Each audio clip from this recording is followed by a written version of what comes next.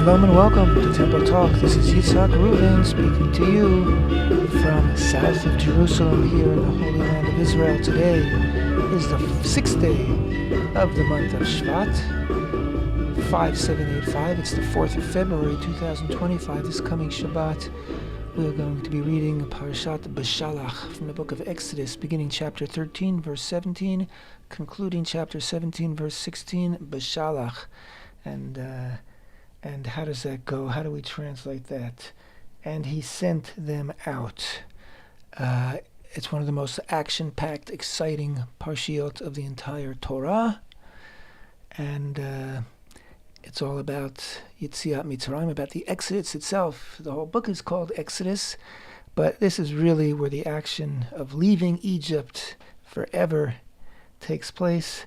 A lot of excitement, a lot of ground is covered. And we'll be talking about that in just a few minutes. Let's just catch up on everything that's going on around here since the last time we talked. A few more Israeli hostages have been released and are back home now with their families, including two older men, one 80-year-old man from one of the kibbutzim near Gaza, and another 65-year-old man also from one of the kibbutzim, one of the towns near Gaza, and some more young women who was among the girls, young soldiers who were taken hostage. And in fact, this particular Agam Berger, beautiful story. First of all, we'll start with what wasn't beautiful, and that was, I think it was her second day on the base. She was a brand new soldier. I think it was her second day on the base. She just had met the other soldiers when they were kidnapped, when they were taken hostage. But it turns out that her mother, Mirav is her name, she was not a particularly observant Jew before last October 7th, but when her daughter was in captivity, she decided that she was going to begin to be more observant, and she has become much more observant. At the same time, her daughter Agam, who was most of the time with the four other Tatzpaniot, the four other girls who were at that base who had been released a week before. They were released and she wasn't for some reason the week before. But they were together most of the time, and they were in the house of their kidnappers.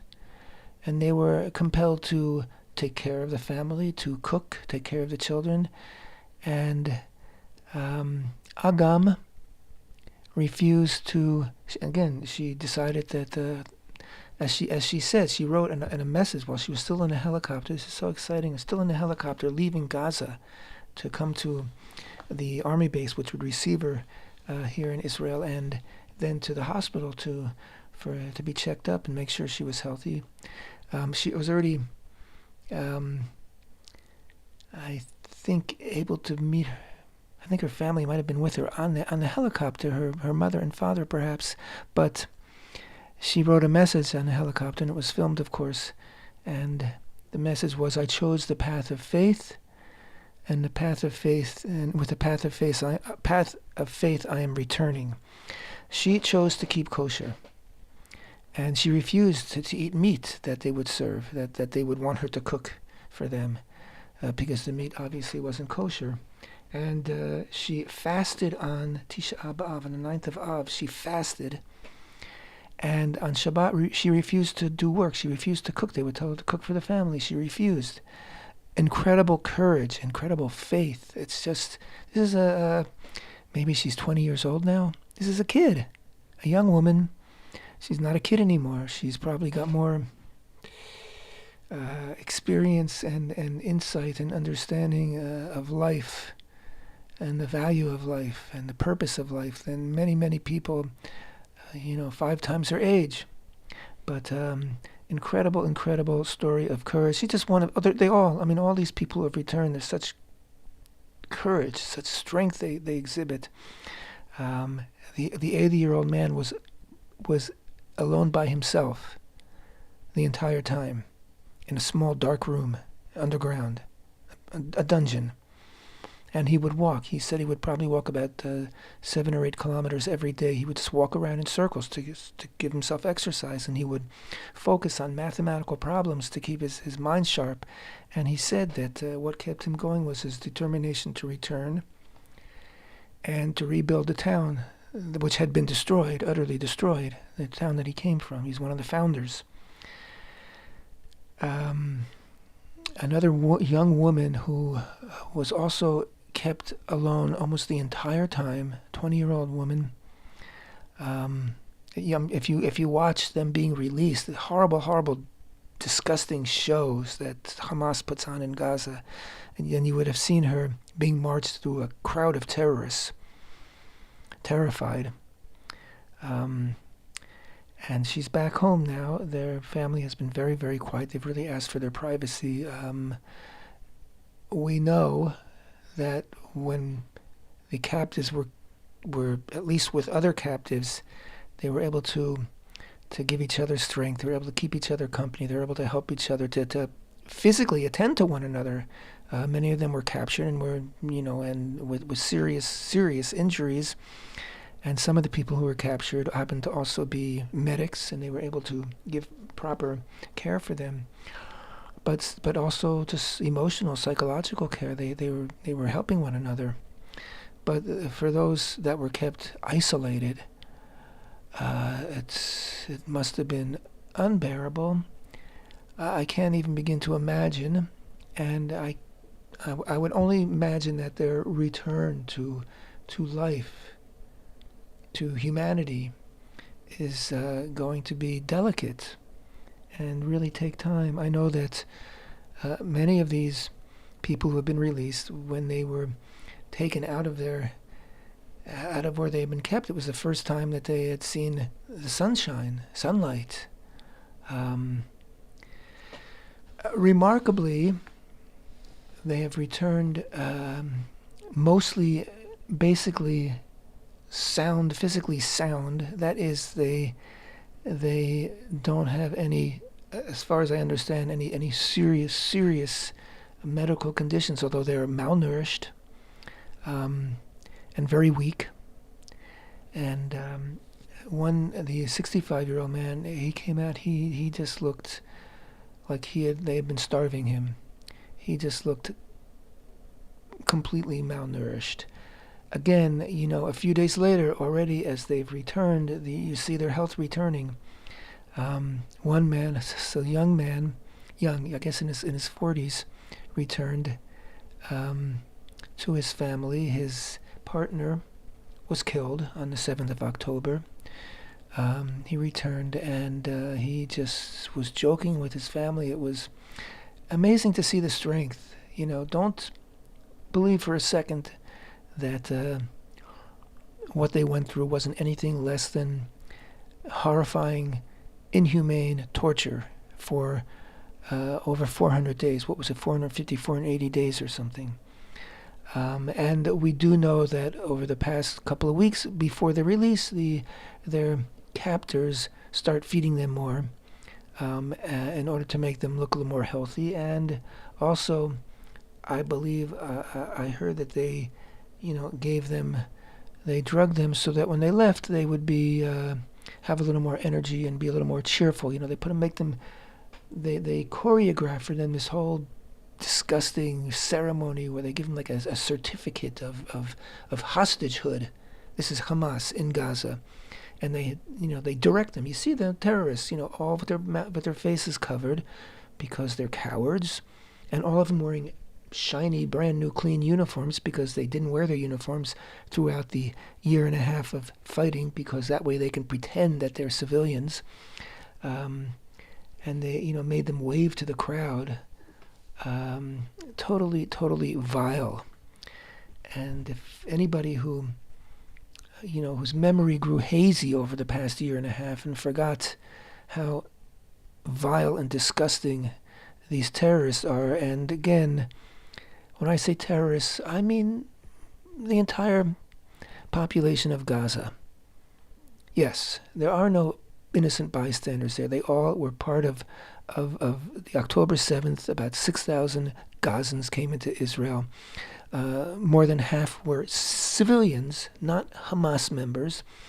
They're amongst those that killed, raped, tortured, stole, and we do know that civilians who were working in Israeli houses and on their farms and things before October 7th were the ones who were spying and giving directions to Hamas to tell them where to go, who was where, what was where. So there's no innocence there. There's no innocent anybody. And there hasn't been any protest over the past year and a half. You know, when you see that if you feel that you're being oppressed and you see that your oppressors are being defeated in battle, that's when if you couldn't before, that's when you raise your voice and say, help us, Israel, help us overthrow our oppressors. It happened in Lebanon, but it didn't happen in Gaza because they still support Hamas. And they still, even now, they keep saying, we're going to come back and we're going to do this again and again and again. There's no innocent people there. Anybody who did raise their voice at all throughout the past year and a half has been murdered already by Hamas. So there's nobody there. They're all part of this terror society. And I really, really pray that President Trump will be able to impose their presence on neighboring countries. He wants to relocate, he said, about 1.5 million Gazans out of Gaza he suggested Egypt and Jordan, of course, are the most logical places, and of course they don't want them. Egypt, I think, recently hinted they would take women and children, but they won't take the men because they don't want the terrorists there. They consider them all to be terrorists as well. And we do know that wherever the Palestinians have been allowed into another country, whether even now, those who have been able to get out and go to other countries, whether in Europe or in the Far East, that they cause trouble. And those who were out before, as we know in Australia, United States, Europe, cause trouble, show no appreciation for their host countries. And we know historically that, of course, when they were in Lebanon, they caused a civil war in Lebanon. When they were in Jordan, they caused a civil war in Jordan. When they were in Kuwait, they supported Iraq's takeover of Kuwait, invasion of Kuwait. So they have no friends. And they have no friends because they bite the hand that feeds them, literally the hand that feeds them. I know that when the Abraham Accords occurred a few years back, and some people from the Arab Emirates and from Saudi Arabia were in Israel visiting, and they went up to the Temple Mount, and they were hassled and harangued and cursed at on the Temple Mount simply because they had relations with Israel. And the Saudis were furious. They said, we have given them so much, and they have millions, probably billions of dollars over the years of aid. And this is what they get in return. So there's no innocence there. I've really been on a diversion here. I want to get back to our main subject, which is our Parsha, B'Shalach. But I just wanted to let you know what's going on here. And of course, Prime Minister Netanyahu is now in the United States, meeting with President Trump and with the Secretary of Defense, Secretary of State, and many others. And of course, they're discussing all the issues that are very, very relevant, very, very important, pressing here in the Middle East. Of course, Gaza, and of course, Yehuda, Shomron, Judea, and Samaria. I hope that Tom Cotton's the law that he's hoping to pass we'll be talking about Judea and Samaria now, and not about the West Bank. And also what's happening in, of course, Lebanon and in Syria and obviously in Iran and Yemen also. So all these things are going to be part of their discussions, and I know that the Prime Minister has already extended his stay in the United States through next week. So obviously there's much they need to talk about, and so far Israel has been very, very pleasantly welcoming the new administration, and the more we find out about the Biden administration, the more it becomes clear how horrible they have been to Israel. So let's hope for the best. And with that, let's move on to Parashat Beshalach. As I said before, Beshalach begins, book of Exodus, chapter 13, verse 17, concludes chapter 17, verse 16. Let's pick up with the first few verses. ויהי בשלח פרעה את העם ולא נחם אלוהים דרך ארץ פלישתים כי קרוב הוא כי אמר אלוהים פן ינחם העם בראותם מלחמה ושבו מצרימה ויסב אלוהים את העם דרך המדבר ים סוף וחמושים עלו בני ישראל מארץ מצרים ויקח משה את עצמות יוסף עמו כי השביע את בני ישראל לאמור פקוד יפקוד אלוהים אתכם ועליתם את עצמותי מזה איתכם ויסעו מסוכות ויחנו ואיתם בקצה המדבר והשם הולך לפניהם יומם בעמוד ענן להנחותם הדרך ולילה בעמוד אש להאיר להם ללכת יומם ולילה ולא ימיש עמוד הענן יומם ועמוד האש לילה לפני העם. It happened when Pharaoh sent out the people that God did not lead them by way of the land of the Pelishtim, the Philistines, because it was near, for God said, perhaps the people will reconsider when they see a war, and they will return to Egypt. So God turned the people toward the way of the wilderness, to the Sea of Reeds. Sea of Reeds, Yam Suf. I'm always careful to say Sea of Reeds. That is the proper translation. There is such a thing here in the Middle East and even part of Israel, the Red Sea. But the Red Sea is not the Sea of Reeds. The children of Israel were armed when they went out from the land of Egypt. Moshe took the bones of Yosef with him, for he had firmly adjured the children of Israel, saying, God will surely remember you, and you shall bring up my bones from here with you. They journeyed from Sukkot and encamped in Etam, at the edge of the wilderness. Hashem went before them by day in a pillar of cloud to lead them on the way, and by night in a pillar of fire to give them light, so that they could travel day and night. He did not remove the pillar of cloud by day and the pillar of fire by night from before the people. And we'll just read a little more in English. Hashem spoke to Moshe, saying, Speak to the children of Israel and let them turn back and encamp before Pi Achirut, between Migdol and the sea, before Balzaphon.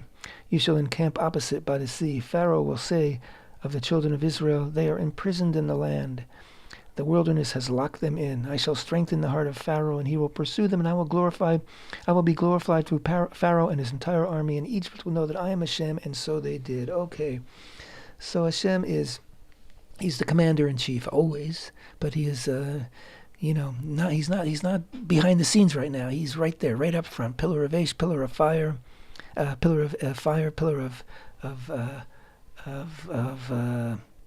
what is it? Pillar of fire and a pillar of cloud. And he's giving instructions, and he is sort of having Israel, zigzag back and forth through the wilderness, giving Pharaoh the impression that they don't know where to go. They're lost. And that makes them easy prey. So, a minute ago, he was, get out of here, I don't want to see you ever again, mourning the loss of his firstborn son. And of course, all of Egypt lost their firstborn sons. And now all of a sudden, what have I done? I want them back. This is our workforce, right? This is our cheap labor, our free labor. We can't let them go. We need them. And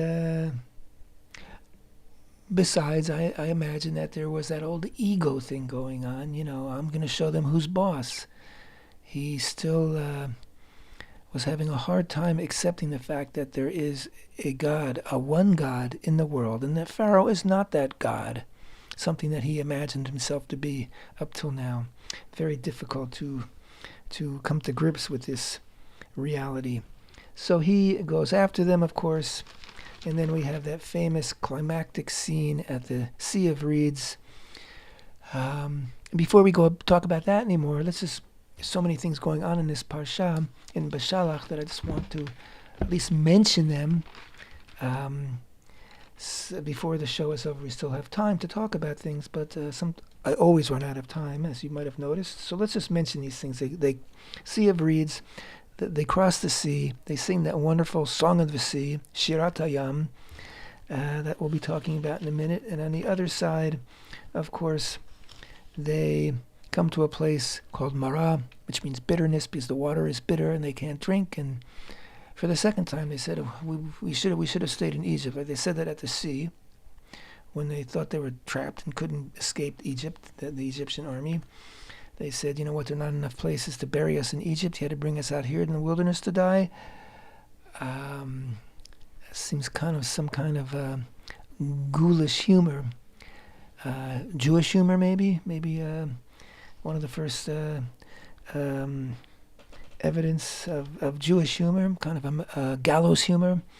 And then, of course, at Marah, that's where Moshe throws the stick into the waters, and it sweetens the waters, and they can drink. And then I forgot the fact that right after they crossed the sea, that Miriam, who is referred to as Miriam the prophetess, sister of Aaron, took a drum and led the women in singing the Song of the Sea. And then, of course, the waters of Marah. And then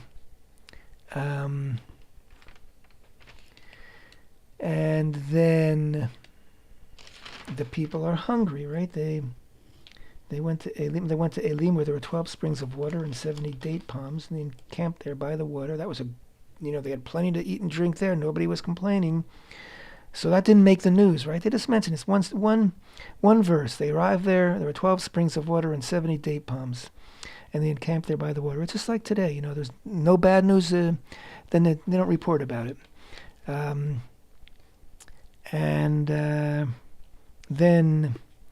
they went from Elim, and they went to the wilderness of Sin.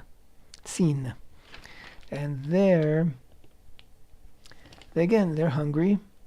And again, they say, if we only had died by the hand of HaShem in the land of Egypt, as we sat by the pot of meat, where we ate bread to satiety.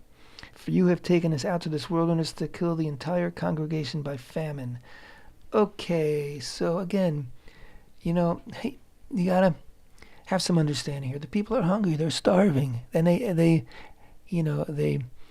hungry, and they don't know what to expect. They didn't bring enough provisions. They left Egypt in a hurry, and they're frightened, and they're hungry, and that's going to make you say things and behave in a way that's not really proper. So they're getting more and more curt with Moshe, and also they're starting to imagine things that weren't reality. And they do this. We'll witness this again later on, that they say, in Egypt we had everything we needed. Why did we ever leave? What were we thinking? We were treated well in Egypt. No, you wouldn't treat it well in Egypt. You were slaves. You ate what they gave you, and and slaves don't get pots full of meat. Any nourishment they get is just enough to keep them working for the next day. So this idea that they had it really well, and they were completely satisfied, all their physical needs satisfied in Egypt, is just a fantasy. But it's a fantasy that's born of grumbling stomachs. They were hungry. They were really hungry. We can sort of tisk them today and say, come on, guys. God just took you out of Egypt. Have a little faith, act grown up. You're acting like children. But, think about your situation. If you were in this situation, and again, we do have to realize that they were spiritually immature. They didn't know. They hadn't received the Torah yet. They, all they knew was that God was like this amazing, powerful whatever that could completely shut down and destroy Egypt. And, but they're hungry and they're thirsty. Again, when I'm saying this, just thinking again of the incredible strength and bravery of the Israelis, and not just the Israelis. Last week also 5 Thai Thai citizens who had been working in Israel were released. And they also, acted with tremendous courage and bravery just to survive and to keep your spirits up and your mind focused and exercised enough so that you don't lose your mind. And I'm just saying that now because, these are people who have, we have a tradition, we have knowledge, we have prayers, we understand our history, we know that God works to redeem us from captivity. We know that God is on our side. We know that we're here where we belong. And we know that our people, will not abandon us.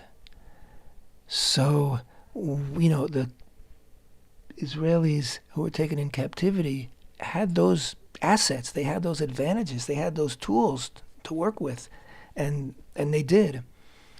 The people who came out of Egypt who had been submerged and immersed in Egyptian idolatry to the point where we're told by our sages that God really waited till the last minute to take them out because they were really on the verge of just totally succumbing to the idolatrous influence of Egypt.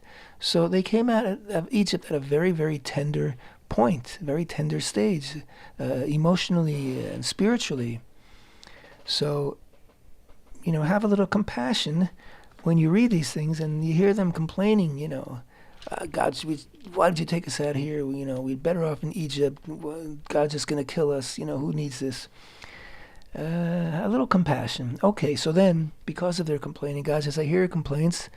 And he tells Moshe, I'm going to feed them bread from heaven. Lechem mina shamayim. And that, of course, is the manna, the manna.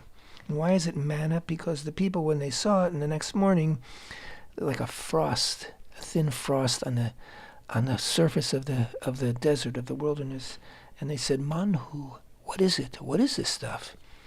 And Moshe said, that's the bread that God's going to feed you with. And he instructed them, God instructed them that you take every day as much as you need for the day, no more. Don't keep it overnight. And every day it will be in the fields, on the surface of the land, outside your tents. So every morning you have to get up in the morning because it's like the dew. It's early in the morning, and then the sun comes up and it evaporates. So you have to get up. You got to go out. You got to collect it. You got to bring it in, and then you can eat it that day. Don't leave it overnight. Some people did leave it overnight, and then the next morning it was wormy and ruined and rotten, which upset Moshe very much. And, of course, on Friday there was twice as much out there in the fields, and the heads of the tribes came to Moshe and said, what's going on? He said, Friday, God gives you twice as much, lechem sheni, a second loaf as it is, second portion of bread, so that you can eat it on Shabbat. This time it will stay overnight, because tomorrow is Shabbat, a day of rest, and you're not to go out into the field or collect or cook or anything else. They haven't even received the Torah yet, but they're already learning about Shabbat.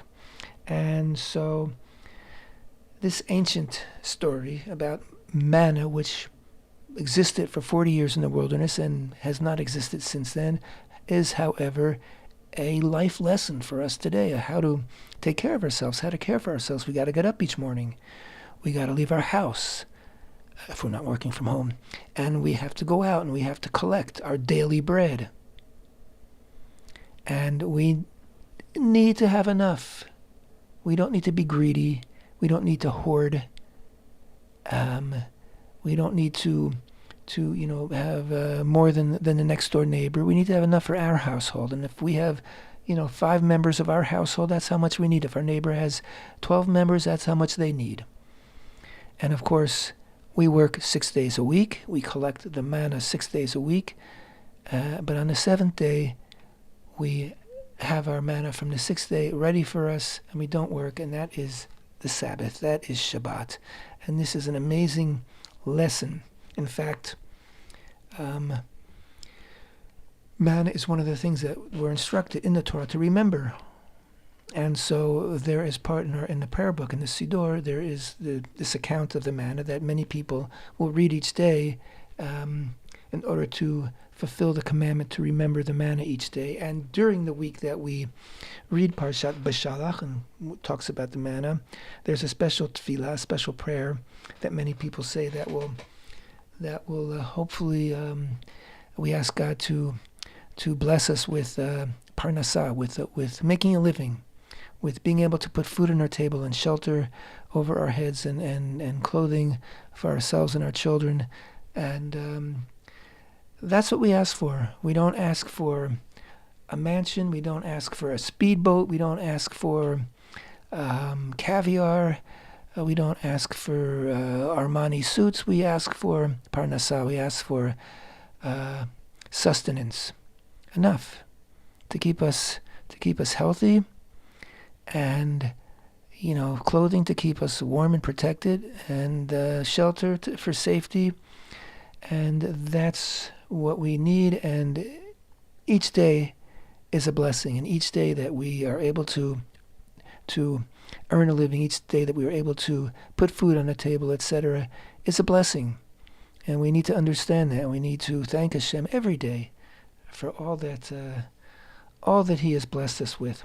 Let us quickly, right after the story of the manna, is of course the story of Amalek, who comes out of nowhere, attacks Israel. Those who were the weak and were sort of trailing behind, and of course Amalek. We are told to destroy Amalek here, and Amalek was and has become the symbol, the prototype for those who simply attack and hate Israel. The prototypical anti-Semites maybe, but they don't have to have a reason. And anti-Semitism, as we know, has, whatever's in fashion. Usually it's people are projecting, something that they're dissatisfied about themselves or their own society, and they decide, the Jews are to blame. Anyway, Amalek is the prototype of the type of hatred that we need to deal with each generation. And of course, I would say that the current generation, although, we're more than one generation living at one time, but this, in our era, I would say that at the moment, the real manifestation of Amalek in our time is what happened October 7th, where it's almost word for word what they did, what the Gazans did to us.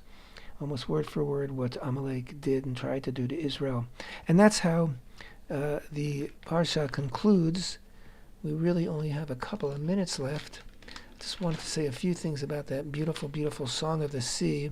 It's really the first time that we hear Israel speaking in unity. It's the first time that they're all together. Yes, they did do the Korban Pesach, the Passover offering. They did it in their own households as families, and not everyone did it. The tradition is that even as much as 80% of the Israelites declined, and they were lost in Egypt.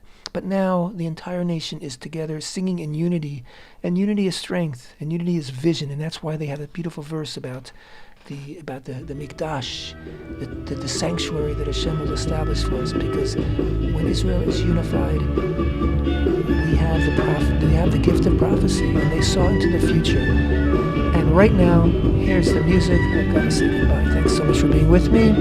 Temple Talk.